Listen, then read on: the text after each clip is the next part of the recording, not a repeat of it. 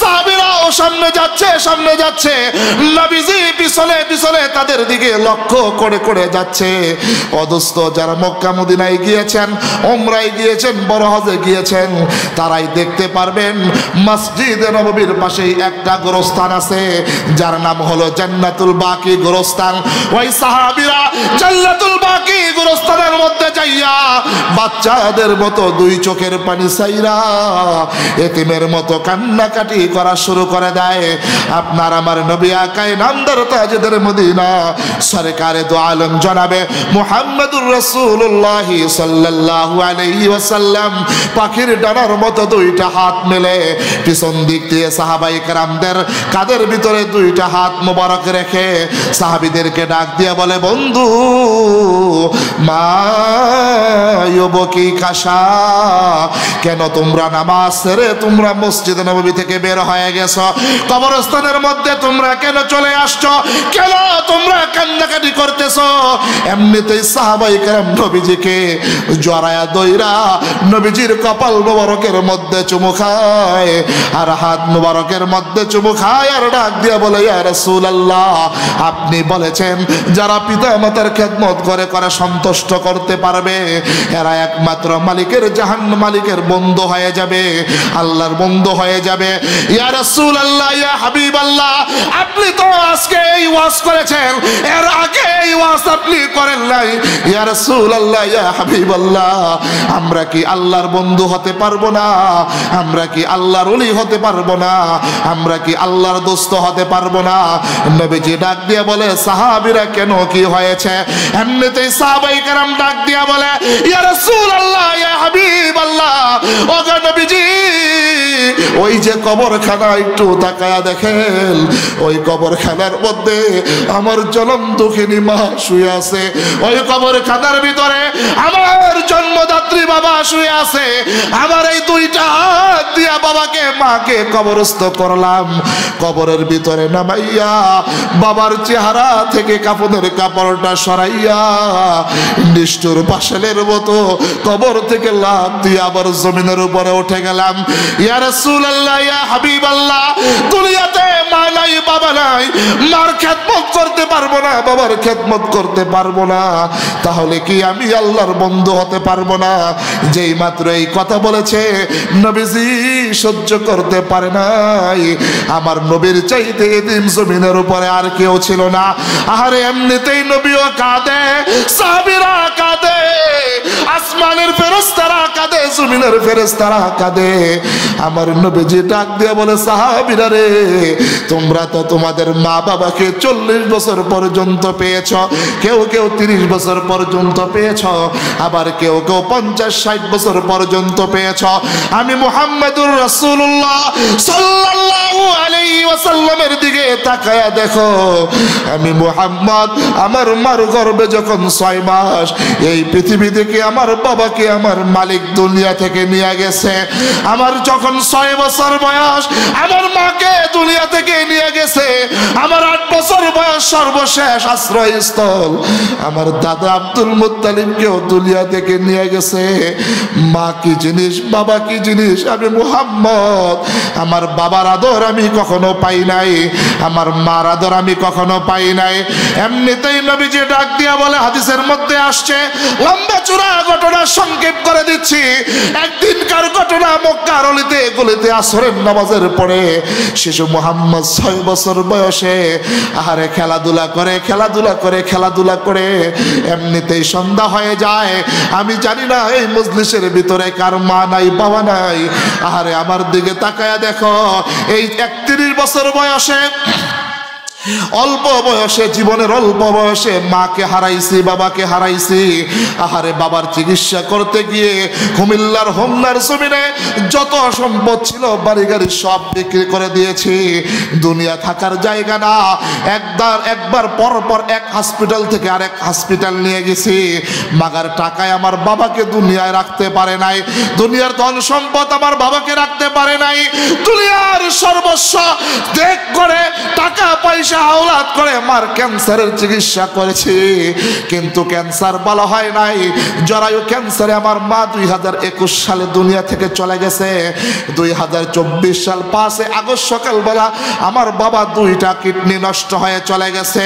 পুরো বাংলাদেশে তোমাদের দোয়ায়, পিতা মাতার দোয়ায় সফর করি, ঘুরে ঘুরে বয়ান করি।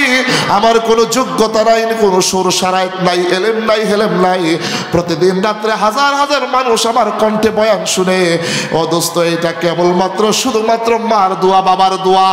আমি জানি না আমার মতো কে যেন মাকে হারাইয়া, বাবাকে হারাইয়া আজকের মজলিসে বসেছো। দিলটা নরম করে দাও, একটু মার কথা মনে করো, একটু বাবার কথা মনে করো। 6 বছরের শিশু মক্কার অলিতে গলিতে ঘোরাফেরা করতেছে, এমনিতেই সন্ধ্যা হয়ে যায়, সন্ধ্যা হয়ে যায়। নবীজির যত দুস্থ বন্ধুরা রয়েছে, সমস্ত দুস্থ বন্ধুদের বাবারা চলে আসে। প্রত্যেকটা বাবা তাদের সন্তানদেরকে আরে শরীরের কাপড় থেকে দুলা বালিগুলা সুন্দর কইরা মুইসা মুইসা মুইসা মুইসা নবীজির বন্ধুদেরকে কুলের ভিতরে বাবারা নেয়, কপালের মধ্যে চুমু খায়, গালের মধ্যে চুমু খায়। নবীজি এই দৃশ্যগুলো অবলোকন করে আর আসমানের মালিকের দিকে তাকায় বলে, মালিক আমার বাবা কই, আমার বাবা কোথায়? ও মালিক, আমার বন্ধুদের বাবারা তাদের বাড়ি থেকে আইসা বন্ধুদেরকে নিয়ে যায়, আমার বাবা কোথায়? আমার কি মনে চায় না আমার বাবা আমাকে আদর করবে? আমার কি মনে চায় না আমার বাবা আমাকে কুলে তুলে নিবে? আমার কি মনে চায় না আমার বাবা আমাকে গোসল করাবে, চুমু খাবে? এমনিতেই নবীজি কান্দে। নবীজির কান্না দেখে আসমানের ফেরেশতারা কান্দে, জমিনের ফেরেশতারা কান্দে। ওদিক দিয়ে সন্ধ্যা গড়ায় যায়, মুহাম্মদ বাড়িতে আসে না। নবীজির মা আমেনা পাগল পারা হয়ে যায়। আমেনা একবার ডান দিকে দৌড়ায়, আরেকবার বাম দিকে দৌড়ায়, আরেকবার সামনে দৌড়ায়, আরেকবার পিছনে দৌড়ায়। আর কলিজার টুকরা সন্তান বলে বলে মক্কার অলিতে গলিতে দৌড়ায়। নবীজির মা আমেনা আউলাকে সে বাউলা বেশে দিকে সেদিকে দৌড়ায়। সন্ধ্যা গড়ায় আসে, কলিজার টুকরা মুহাম্মদ বাড়িতে আসে না। এমনিতেই দেখে একটা মুরব্বি দূর থেকে আসতেছে। আমেনার কালকে বল্লা করে দৌড় দিয়ে মুরব্বির কাছে যাইয়া মুরব্বিকে সালাম দিয়া বলে, মুরব্বি 6 বছরের মুহাম্মদ আমার কলিজার টুকরাকে দেখেছো কিনা? মুরব্বি ডাক দিয়া বলে, আমেনা তোমার সন্তান নাম কি আমি জানি না, তোমার সন্তান দেখতে কেমন আমি জানি না, কিন্তু একটু আগে রাস্তার মাথায় দেখেছি একটা 6 বছরের শিশু 2টা চোখের পানি ছাইরা আসমানের দিকে তাকাইয়া বুকের ভিতরে থাপড়ায় আর বাবা বাবা বলে কাঁদে। এমনিতেই আমিনা দৌড় দিয়া যায়, যাইয়া দেখে 6 বছরের মাসুম বাচ্চা মুহাম্মদ আসমানের দিকে তাকাইয়া, বাবা বাবা কোথায় গেল রে বাবা, বাবা বাবা বলে রাস্তার ধারে কাঁদে। কেউ আসে না, মুহাম্মদকে কেউ আদর করে না। এমনিতেই আমিনা কলিজা ছিঁড়ে যায়, রক্তক্ষরণ হয়ে যায়। 6 বছরের শিশু বাচ্চাকে কুলে জড়ায়া ধরে, কোনো কথা বলে না। বাবা তুমি কেন কাঁদো? দিয়ে বলে, আম্মু বলো না আমার বাবা কোথায়, আমি আমার বাবার কাছে যাব। বলো না আমার বাবা কোথায়, বলো না আমার বাবা কোথায়। যেই মাত্র এই কথা বলে আমিনা মুহাম্মদের প্রশ্নের জবাব দেয় না। আমিনা চেহারা একবার ডান দিকে ঘোরায়, আরেকবার বাম দিকে ঘোরায়। আমি জানি না কার কলিজায় মার কথা মনে করে দাউ দাউ করে আগুন জ্বলতেছে। আমি জানি না একটু মনে মনে ধীরে ধীরে মার কথা স্মরণ করে, বাবার কথা স্মরণ করে। ডালিমের রসের মতো চোখের কোনা দিয়া যদি 2টা পানি জর্জর করে ছেড়ে দিতে পারো, আমার মালিক ডাক দিয়া বলে, মা বাবার কথা স্মরণ করে করে কোনো সন্তান যদি চোখের কোনা দিয়া পানি ছেড়ে দেয়, সঙ্গে সঙ্গে আমার মালিক পিতা মাতার কবরের আযাব মাফ করে দেয়। এই জন্য যার মা নাই, যার বাবা নাই, তোমাদের 2টা হাতে ধরে বলি, 2টা পায়ে ধরে বলি, গুনার কাজ করে করে করে করে কবরে পিতা মাতার কবরে আযাব বুঝায়ও না। আর যাদের মা আছে বাবা আছে তোমাদের দুইটা পায়ে হাত ধরে বলি, মাকে বাবাকে কষ্ট দিয়ে দিয়ে মালিককে সন্তুষ্ট করো না। মালিকের জান্নাতটাকে তুমি কিনে নিও না। যাদের পিতামাতা ঘরে আছে একটা জান্নাত তাদের ঘরে আছে, তাদেরকে সন্তুষ্ট করে করে যদি মালিককে সন্তুষ্ট করতে পারো, আমার মালিক বলে তারাই দুনিয়ার জমিনে আমি মালিকের বন্ধু হয়ে যাবে। একটু জোরে বলেন না সুবহানাল্লাহ। শিশু মোহাম্মদ আব্দুল্লাহ কাঁদে, আমেনাও কাঁদে। সেদিনকার করুণ দৃশ্য দেখে আসমান জমিনের ফেরেশতারা কেউ সহ্য করতে পারেনি। বাইতুল্লাহর মোতাওয়াল্লি আব্দুল মুত্তালিব চলে আসে। দাদা ভাই কেন কাঁদো? কোনো কথা বলে না। দাদা আমি তো এখনো জীবিত আছি, বলো কে তোমাকে ব্যথা দিয়েছে, কে তোমাকে কষ্ট দিয়েছে বলো দাদা। ছেলের বউকে বলে আমি না আমার নাতি কেন কাঁদে? বলে যে আপনার নাতি তার বাবাকে দেখতে চায়। আল্লাহু আকবার। একটু জোরে বলেন না, একটু জোরে বলেন না আল্লাহু আকবার। আব্দুল মুত্তালিব একটা উট ভাড়া করলেন। আমেনাকে নাতিকে সাথে একজন দাসী উম্মে আইমান তিনজনকে বললেন যাও আমার নাতিকে তার বাবার লাশটা দেখায় নিয়ে আসো। আল্লাহু আকবার। হাদিসের কিতাবের ভিতরে লেখে ওট যাইতে যাইতে যাইতে যাইতে আবুয়া নামক স্থানের মধ্যে চলে আসে। আমেনা উটকে থামায়া দেয়, উট বসে যায়। আমেনা ডান হাতের আঙ্গুলে ইশারা করে বলে মুহাম্মদ এই মাটির নিচে তোমার বাবা আব্দুল্লাহ শুয়ে আছে। অদস্ত এই হাদিস যেদিন আমাদেরকে পড়ে আমাদের দুই চোখের পানি এক করতে পারি নাই। ক্লাসের ভিতরে প্রত্যেকটা ছাত্র কান্না করতে করতে জর্জর হয়ে গেছে। 6 বছরের শিশু মুহাম্মদ উট থেকে একটা লাফ দিয়া কবরের ভিতরে হুমরি খায়া পহিরা দুইটা হাত দিয়ে মাটিগুলো এইভাবে খোঁড়ে আর বলে বাবা এত নিষ্ঠুর কেমনে তুমি হইলা ওরে বাবা। বাবা আমি মক্কা থেকে আবুয়া নামক স্থানে চলে আসছি তোমাকে দেখার জন্যে। বাবা তুমি ওঠো, আমাকে আদর করো, আমাকে বুকের মধ্যে জড়ায়া নাও। আহারে কবরের ভিতর থেকে আব্দুল্লাহ যেন বলতেছে মালিক কবরের মাটিটা সরায়া দাও, আমার বুকের ভিতরে জান দিয়া দাও, আমাকে তুমি হায়াত দিয়া দাও, আমি আমার কলিজার টুকরা সন্তানকে জড়ায়া ধরি। এইভাবে যেন কান্নাকাটি করতেছে। শিশু মুহাম্মদ ডাক দিয়ে বলে বাবা এত নিষ্ঠুর কেমনে হয়? ওরে বাবা তোমার কি মনে চায় না আমাকে একটু জড়ায়া ধরতে, আমাকে একটু আদর করতে? আসমানের ফেরেশতারা কাঁদে, জমিনের ফেরেশতারা কাঁদে। আমার মালিক জিব্রাইলকে ডাক দেয়া বলে জিব্রাইল যা আমার হাবিবকে জানায়া দে কিয়ামত পর্যন্ত আনেওয়ালা বান্দা বান্দিরা তাদের পিতামাতার কবরের সামনে দাঁড়ায়া একবার যদি সূরা ফাতিহা 3 বার সূরা ইখলাস তেলাওয়াত করে, সন্তানের সূরা ফাতিহা আর সূরা ইখলাস তেলাওয়াত করার কারণে আমি মালিক সঙ্গে সঙ্গে পিতা মাতার 40 দিনের কবরের আযাব মাফ করে দিব। একটু জোরে বলেন না সুবহানাল্লাহ। যেই মাত্র আয়াত নাজিল হয়ে গিয়েছে এমনিতেই আল্লাহর হাবিব ডাক দিয়ে বলে ওরে আমার গুনাহগার উম্মতেরা কিয়ামত পর্যন্ত তোমরা যারা আসবে, যাদের মা দুনিয়া থেকে চলে যাবে, বাবা দুনিয়া থেকে চলে যাবে, কবরের সামনে দাঁড়ায়া যদি একবার সূরা ইয়াসিন তেলাওয়াত করতে পারো, আমার মালিক ডাক দিয়া বলে সূরা ইয়াসিনের ভিতরে যতগুলো হরফ আছে প্রত্যেকটা হরফ পরিমাণ সময় আল্লাহ রাব্বুল আলামিন পিতামাতার কবরের আযাব মাফ করে দিবে।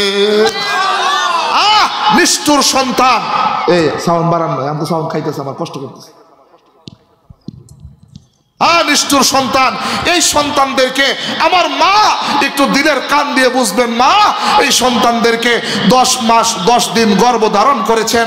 আহারে কলস কলস রক্ত অতিবাহিত করে এই সন্তানদেরকে দুনিয়ার আলো বাতাস দেখাইছেন। ও মা প্রসব যন্ত্রণা সহ্য করে 2 বছর 2.5 বছর রক্ত আর পানি দুধ বানায়া এই দুনিয়ার আলো বাতাস দেখাইছেন। আজকে সন্তান বড় হইয়া জুয়ানি পাইয়া রক্ত গরম হইয়া টাকার বলে ক্ষমতার বলে বউয়ের কথায় আজকে সন্তান তার মাকে ঘর থেকে বের করে দেয়। কথা বল ঠিক কিনা? আরে দোস্ত, যেই বাবা সকালবেলায় ফজরের নামাজের পরে যেই বাবা ঠেলা নিয়া রিস্কা নিয়া আহারে নৌকা নিয়া বাড়িতে চলে গেছে, কৃষি কাজ করেছে, রাস্তাঘাটে ঠেকেছে, আহারে রোদ্রে পড়ে বৃষ্টিতে ভিজে সারাদিন কাজকর্ম করে সন্ধ্যাবেলায় 500-600 টাকা পাইছে, বাজার করার পরে বাবার তৃষ্ণায় গলা ফেটে যায়, 10টা টাকা আছে, বাবা এক গ্লাস পানি খাবে, তোমার আবার কথা মনে হয়েছে, কিন্তু বাবা পানি না খাইয়া 10টা টাকা দিয়া একটা কমলা লুজ নিয়ে গেছে, নিয়ে দেখে আদরের সন্তানটা ঘুমায় আছে, বাবা যতক্ষণ পর্যন্ত কমলা না সুলাইয়া একটা কোষ মুখে না দিছে বাবার কলিজা ঠান্ডা হয় নাই। ও দোস্ত, আজকে পিতামাতা এত কষ্ট করে করে আমাদেরকে বড় করেছে, বলতে বড় কষ্ট হয়, বলতে বড় কষ্ট হয়। বাস্তব ঘটনা, শুধু বাংলার জমিনে নয়, পৃথিবীর মানচিত্রের ভিতরে যতগুলা সরকারি বেসরকারি বৃদ্ধাশ্রম রয়েছে, খোদার কসম করে বলি, যার সিনায় কোরআন আছে, যে আলেম, যে হাফেজ, যে মুফতি, যে ইমাম, যে মুয়াজ্জিন, 15,000 টাকা বেতন, 20,000 টাকা বেতন, 10,000 টাকা বেতনে পিতামাতার খেদমত করে, স্ত্রীর সংসার চালায়, ছেলে মেয়েদেরকে পড়ালেখার খবর নেয়, তারপরও পিতামাতাকে কষ্ট দেয় না।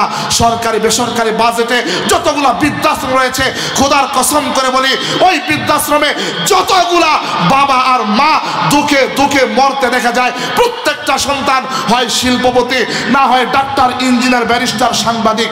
জবান খুলে বলেন ঠিক কিনা? একটা কথা বলেন ঠিক কিনা?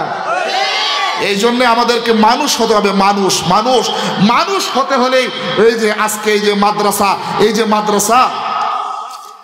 মাদ্রাসা আল জামিয়াতুত তওবা আল ইসলামিয়া মাদ্রাসায় সন্তানদেরকে দিতে হবে।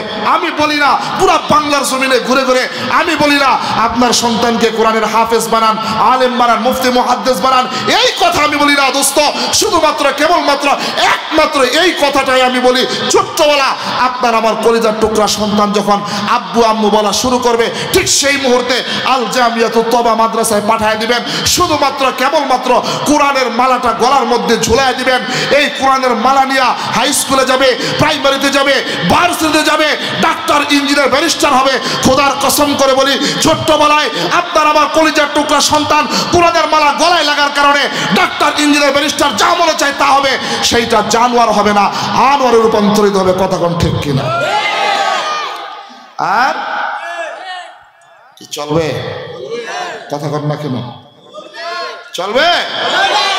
আর এখনকার অবস্থা, এখনকার অবস্থা হলো, আগে তো আল্ট্রাসাউন্ড হয় নাই, এখন তো আল্ট্রাসাউন্ড। আপনার গর্ভের ভিতরে, স্ত্রীর গর্ভের মধ্যে ছেলে আছে না মেয়ে আছে, সব কিছু আল্ট্রাসাউন্ড কয়া দেয়। কথা কোন ঠিক কিনা? আমার এলাকায় জিঞ্জিরায় এক বেটার 5 মাইয়া, কয় মাইয়া? কথা কোন না কে? 5 জন মাইয়া। বউরে খালি মারে, মারে মারে মারে খালি মারে। এখন 5টা মাইয়া বউরে খালি পিড়ায়, খালি থাপড়ায়। হ্যাঁ, বউ নির্যাতিত, এলাকার মানুষ বিচার করে, সে কোনো মানে না। 6 নম্বর যে সন্তান গর্ভবতী হয়েছে, 8 মাস, এখন সে আল্ট্রাসাউন্ড করে দেখে যে ওই সন্তানটা সম্ভাব্য ছেলে সন্তান। খুশিতে বেচারা 2 মণ মিষ্টি পুরো এলাকার সবাই খাওয়াইছে। খাওয়ানোর পরে বাচ্চা যখন প্রসব হয়েছে, দেখে এইবারকার বাচ্চাও মেয়ে। আলহামদুলিল্লাহ কোন? একটু জোরে কোন আলহামদুলিল্লাহ। আচ্ছা, ছেলে সন্তান দেওয়ার মালিক কে? মেয়ে সন্তান দেওয়ার মালিক কে?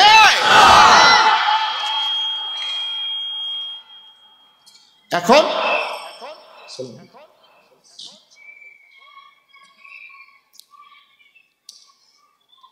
আল্ট্রাসাউন্ড করছে, করার পরে স্বামী আর স্ত্রী রাত্রে 12টা বাজে দুইজনে কথা কইতেছে।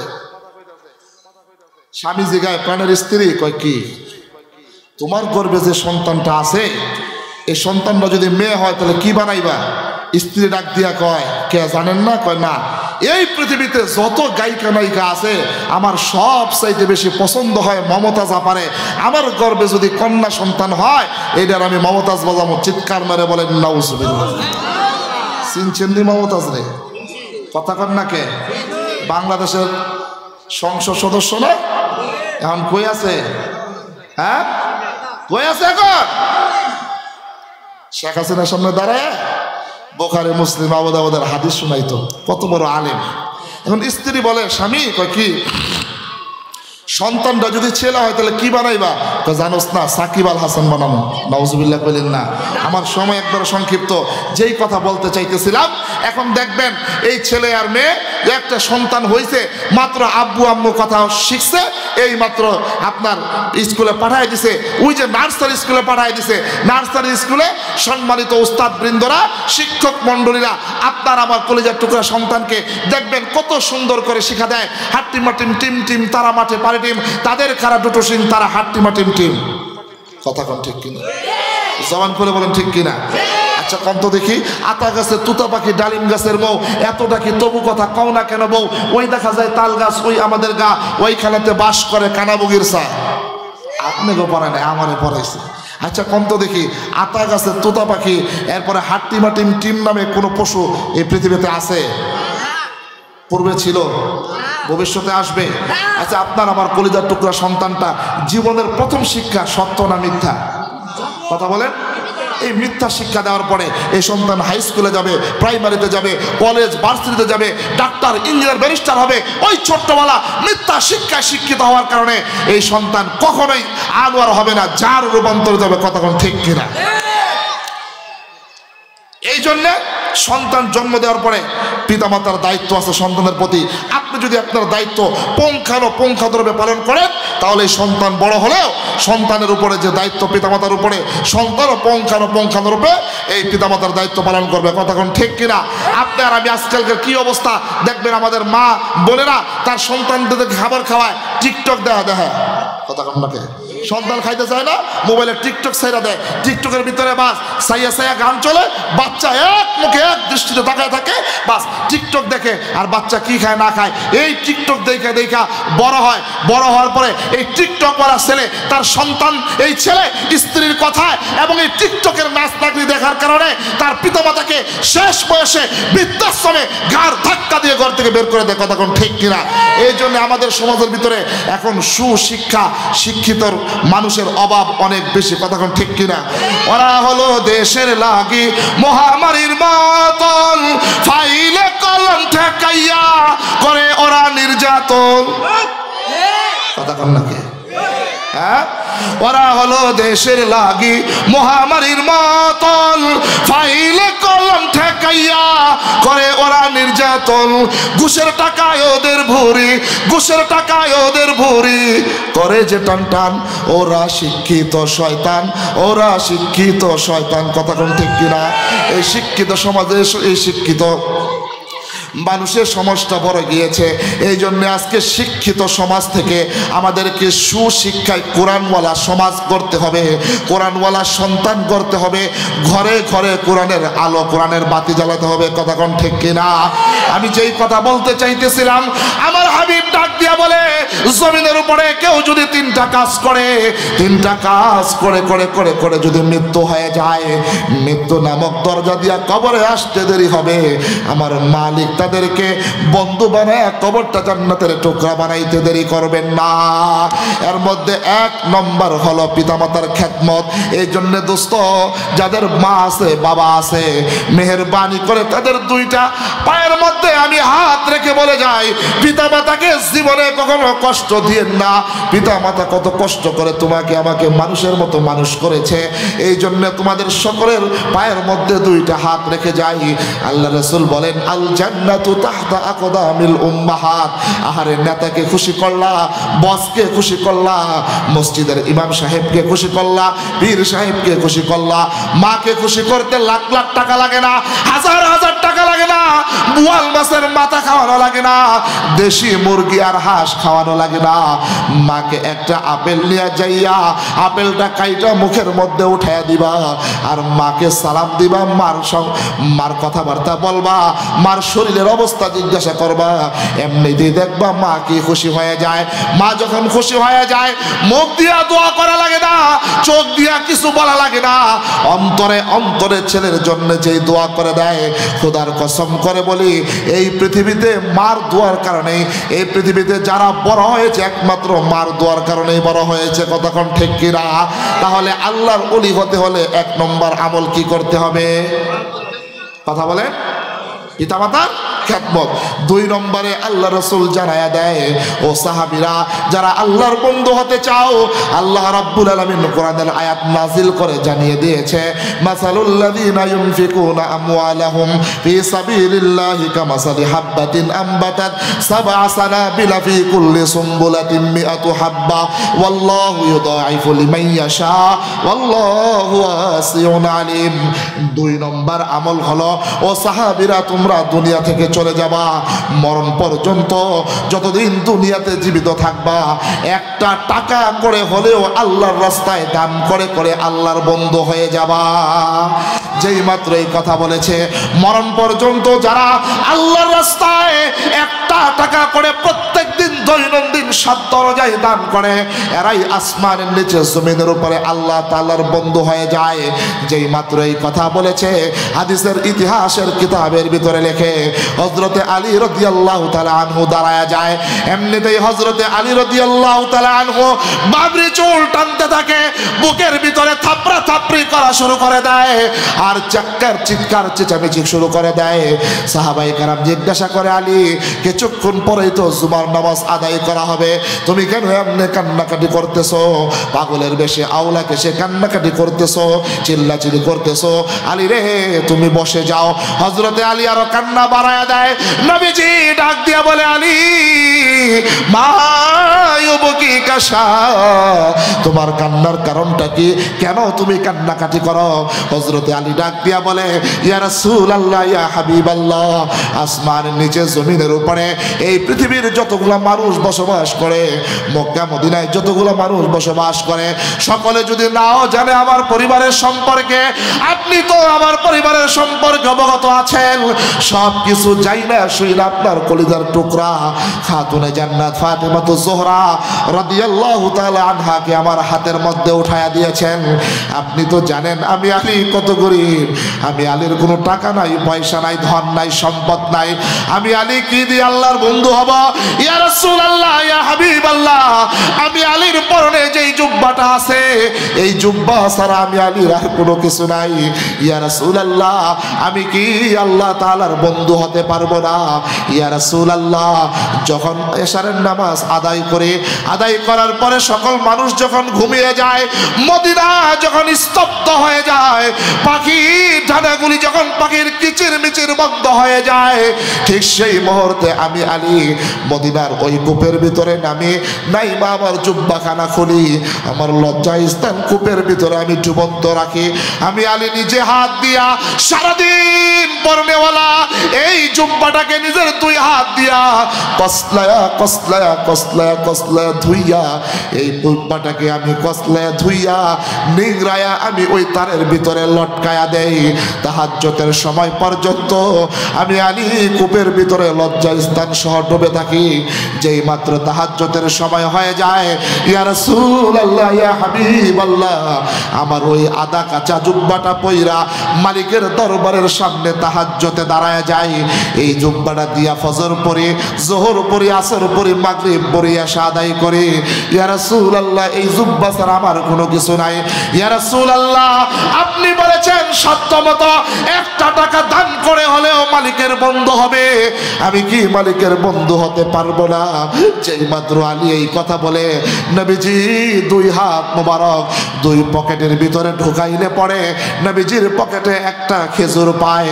এমনিতেই নবীজি হযরতে আলীকে একটা খেজুর হাদিয়া দিয়া দেয়।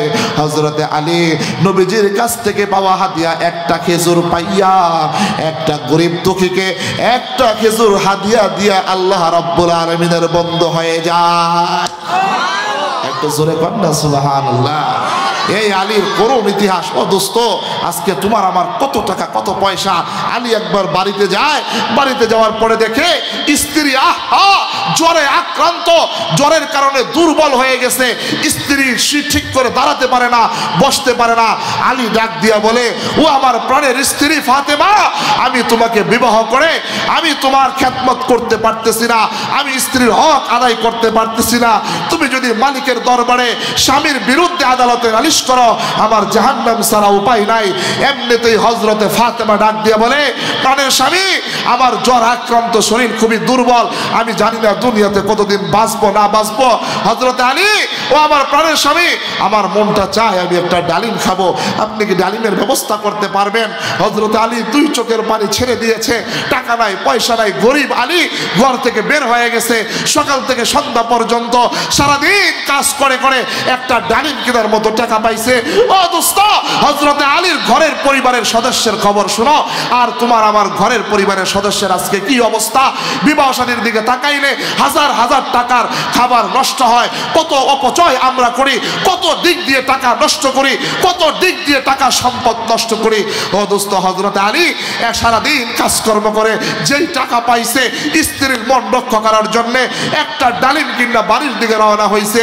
এমনিতেই একটা ভিক্ষুক বলে, আলী তোর পকেটের মধ্যে একটা ডালিম আছে, ওরে আলী আজকে 3 দিন পর্যন্ত না খাওয়া, আলীরে ডালিমটা আমার কাছে দে, আমি খাই আমার ক্ষুধা নিবারণ করব। হযরত আলী মনে মনে ভাবতে লাগলো, আমার পকেটে ডালিম, এই পৃথিবীর কেউ জানে না, এই ভিক্ষুক কেমনে জানলো? আল্লাহু আকবার, একটু জোরে করুন আল্লাহু আকবার। হযরত আলী পেরেশানির ভিতরে পড়ে গেছে, চিন্তার ভিতরে পড়ে গেছে। আমার পকেটে একটা ডালিম আছে, এই ডালিমের কথা পৃথিবীর কেউ জানে না। রাস্তার মধ্যে এই ভিক্ষুক কেমনে জানে? আমি যদি ভিক্ষুককে আমার ডালিমটা দান করে দেই, তাহলে আমি দান করে দিলে আমার স্ত্রীকে কি দিব? এমনিতেই হযরতে আলী মনে মনে ভাবতে লাগলো। ওই দিক দিয়ে আল্লাহ রাব্বুল আলামিন সূরাতুদ দোহার মধ্যে আয়াত নাজিল করে জানিয়ে দিয়েছেন, ও আম্মা সাইলা ফালা তানহার, ও দুনিয়ার মানুষ, কোন সাইল, কোন ভিক্ষুক যদি তোমার কাছে কোনো কিছু চায়, তাকে খালি হাতে ফিরাইয়া দিও না। একদিক দিয়ে স্ত্রীর কথা মনে পড়ে, আরেক দিক দিয়ে আল্লাহ তাআলার আয়াতের কথা মনে পড়ে। এমনিতেই মনে মনে ভাবতে লাগলো, আহারে স্ত্রীর দিকে আমি কেন মায়া মোহাব্বত করতেছি? হাসরের ময়দানে ইন্নামা আমওয়ালুকুম ওয়া আওলাদুকুম ফিতনা, স্ত্রী আমার কোনো কাজে আসবে না, সন্তান আমার কোনো কাজে আসবে না। কি পরীক্ষার মধ্যে পড়ে গেল হযরতে আলী, এই টেনশনের মধ্যে পড়ে গেল। এমনিতেই হযরতে আলী বলে, না, পরীক্ষা ফেল করা যাবে না। আল্লাহ রাব্বুল আলামিনের কাছে এই বেদনা দান না করে বন্ধু হওয়া থেকে নিজেকে পৃথক করতে পারবো না। হযরতে আলী একদিকে ঘরে বিবি অসুস্থ, আরেকদিকে ভিক্ষুক তার কাছে ভিক্ষা চায়। হযরতে আলী আল্লাহর বন্ধু হইতে যাইয়া সারাদিনের কামাই একটা ডালিম ভিক্ষুককে দান কইরা মালিকের বন্ধু হয়ে যায়। এত জোরে কন্যা সুবহানাল্লাহ। আমার মালিক আয়াত নাজিল করে জানিয়ে দিয়েছেন, মানজা আবিল হাসানাতি ফালাহু আশরু আমসালিহা, যারা আল্লাহর রাস্তায় 1 টাকা দান করে, আল্লাহ রাব্বুল আলামিন তাদের আমলনামায় 10 টাকা দান করার সওয়াব উঠায়া দেয়। একটু জোরে কন্যা সুবহানাল্লাহ। অদুস্ত বাড়িতে চলে যায়, বাড়িতে যাওয়ার পরে অসুস্থ স্ত্রী ফাতেমা ডাক দিয়ে বলে, ও আমার প্রাণের স্বামী, ডালিম কি এনেছেন? ডালিম কি আনতে পারেন নাই? করুণ ইতিহাস, আমার সময় একবারে একবারে সংক্ষিপ্ত। হযরতে আলী কাঁদে, ফাতেমা কাঁদে, বিস্তারিত কোনো কিছু বলে না। স্বামী স্ত্রী দুইজনকে জড়ায়া কাঁদে। এমনিতেই দরজার মধ্যে কে যেন কড়ানাক করে। হযরতে আলী দাঁড়াইয়া দরজা খুলে দেখে সাদা কাপড়ে পরিহিত ধবধবে একজন মুরব্বী, সাদা দাড়ি, সাদা চুল, সাদা জুব্বা পইরা 20-10টা ডালিম নিয়ে হযরতে আলীর দরজার সামনে দাঁড়ায়া যায়। আলী দান করছে কয়টা? কথা কন না, আল্লাহ পাঠাই দিছে কয়টা? হ্যাঁ, হযরত আলীর মন খুশি হয়ে যায়। ডালিম সুইলা স্ত্রীর মুখের মধ্যে খাবার তুইলা দেয়, ডালিমের বেদানাগুলা তুইলা দেয়, দানাগুলা তুইলা দেয়। স্ত্রী খায়, স্বামী আসে, স্ত্রীও হাসে। আল্লাহর রহমত, জান্নাত থেকে আল্লাহ তাআলা আলীর ঘরের মধ্যে ঢুকাইয়া দেয়। তাহলে আল্লাহর বন্ধু হতে হলে 2 নম্বর আমল, প্রত্যেক দিন অদুস্থ যারা পান খান, একটা পান কম খাইবেন, একদিন মাছ কম খাইবেন, একদিন মুরগি কম খাইবেন। যারা হাজার হাজার টাকা, শত টাকা এমবির পিছনে খরচ করেন, যুবক ভাইয়েরা, 1 সপ্তাহ এমবির খরচের টাকা কম ঢুকাইয়া আল্লাহর রাস্তায় দান করে আল্লাহর বন্ধু হতে রাজি আছেন তো ইনশাআল্লাহ? কথা বলেন ইনশাআল্লাহ রাজি আছেন তো? 3 নম্বর আমল, সময় আমার শেষ। আল্লাহ রাসূল বলেন, 3টা আমল যারা করবে দুনিয়াতে, তারা আল্লাহর বন্ধু হয়ে কবরে চলে যাবে। প্রথম নম্বর আমল পিতামাতার খেদমত।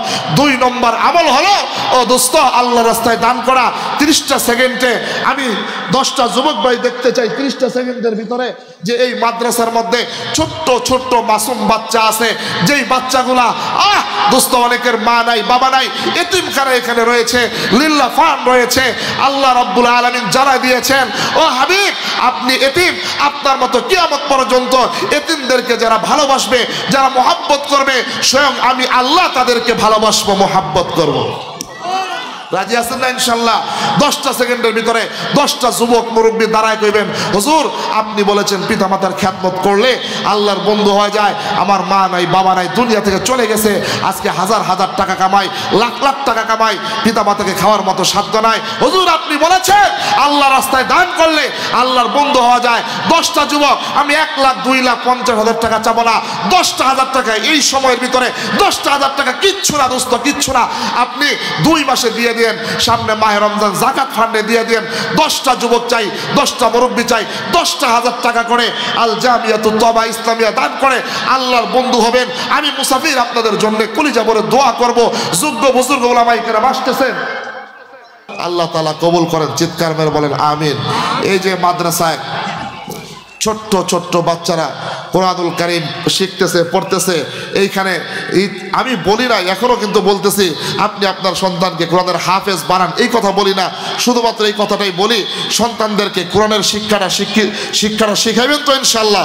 সন্তানদেরকেও কোরআনের শিক্ষায় শিক্ষিত করবেন, নিজেরাও কোরআনের শিক্ষা অনুযায়ী জীবনযাপন করবেন।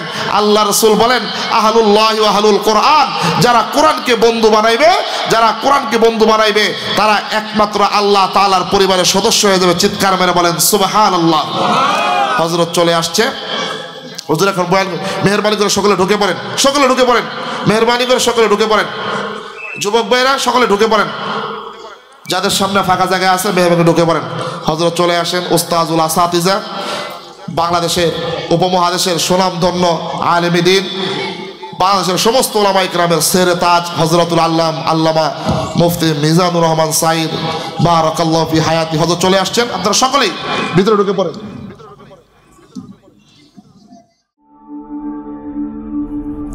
ঢাকা মাহফিল, সুস্থ সমাজ গড়ার বিপ্লবী চেতনায়।